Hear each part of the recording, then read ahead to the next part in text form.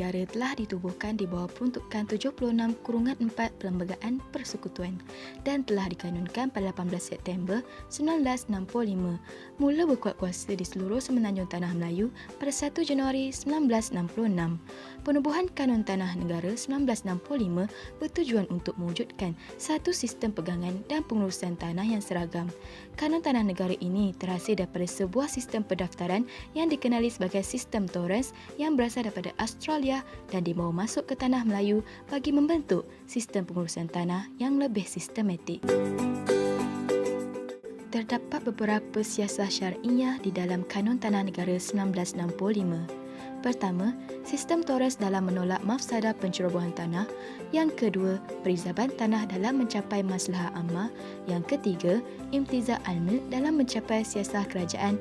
Dan yang keempat, pelindungan terhadap urus niaga tanah dalam mencapai maslahah khassah. Pertama, sistem Torrens dalam menolak mafsadah pencerobohan tanah. Sistem Torrens merupakan sistem pendaftaran berdokumen yang membawa dua prinsip bagi menjamin hak milik tak boleh disangkal. Prinsip pertama, prinsip cermin yang mana dapat menunjukkan segala maklumat penting berkenaan tanah.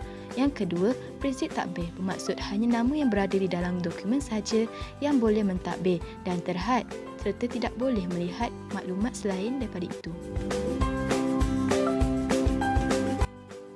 Secara umumnya, segala tanah kosong di Malaysia dianggap tanah hak milik kerajaan.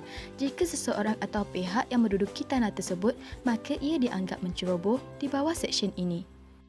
Seksyen 89 Kanun Tanah Negara pula menjadi bukti kewujudan maslahah yang mana sistem pendokumentasian boleh menjadi bukti keterangan atau bukti kesahan untuk menjamin hak milik seseorang ke atas tanah bagi menolak mafsadah pencerobohan tanah. Seksyen 340 Kanun Tanah Negara telah mengiktiraf pendaftaran berdokumen sebagai penjamin hak milik tak boleh disangkal. Oleh itu, ia dapat mengurangkan isu pencerobohan tanah daripada berleluasa. Berdasarkan Seksyen 340 Kanun Tanah Negara Kurungan 2, hak milik ke atas tanah boleh disangkal jika dapat dibuktikan bahawa pendaftaran tersebut diperolehi dengan cara fraud, salah nyata, pemalsuan, instrumen yang tidak sah, maka ia boleh disangkal. Kedua, perizaban tanah dalam mencapai maslahah ammah. Berdasarkan Seksyen 5 tafsiran, tanah reserve ialah tanah yang buat masa itu direservkan untuk tujuan awam selaras dengan peruntukan-peruntukan Seksyen 62. Kanun Tanah Negara tidak mentakrif maksud awam di mana-mana seksyen. Walau bagaimanapun, Seksyen 3/A Akta Pengambilan Balik Tanah mentakrifkan maksud awam itu meliputi sekolah, hospital, masjid, padang permainan, kilang peluru, padang tembak, taman negara dan sebagainya. Maksud awam dalam Kanun Tanah Negara 1965 dan Seksyen 3/A Akta Pengambilan Balik Tanah 1960 telah menjadi bukti kewujudan maslahah ammah dalam Kanun Tanah Negara. Selain itu, antara maslahah lain yang wujud dalam perizaban tanah ini ialah sistem pemajakan tanah reserve. Sistem pemajakan tanah reserve telah ditubuhkan melalui Peruntukan 63 Kanun Tanah Negara 1965 yang memperuntukkan tanah reserve tersebut boleh dipajak bagi tempoh tidak melebihi 21 tahun. Penubuhan seksyen ini sekaligus meningkatkan lagi maslahah ammah dalam Kanun Tanah Negara. Ketiga, imtizaz al-milk dalam mencapai siasah kerajaan.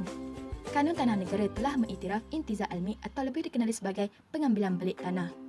Kuasa ini telah diberikan kepada kerajaan untuk mengambil balik tanah yang telah sah menjadi hak pemilik tanah tersebut.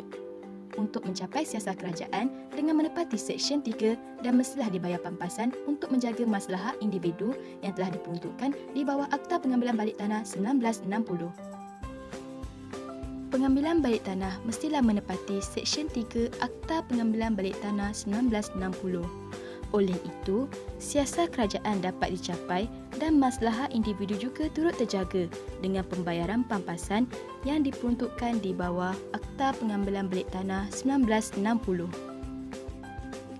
Keempat, perlindungan terhadap urus niaga tanah dalam mencapai maslahah khassah.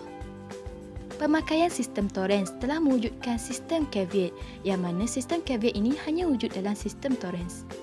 Sistem caveat ini bertujuan untuk menghalang apa-apa perlakuan yang berlaku ke atas tanah dan melindungi kepentingan pihak yang mempunyai kepentingan tidak berdaftar terhadap satu tanah kepunyaan milik berdaftar.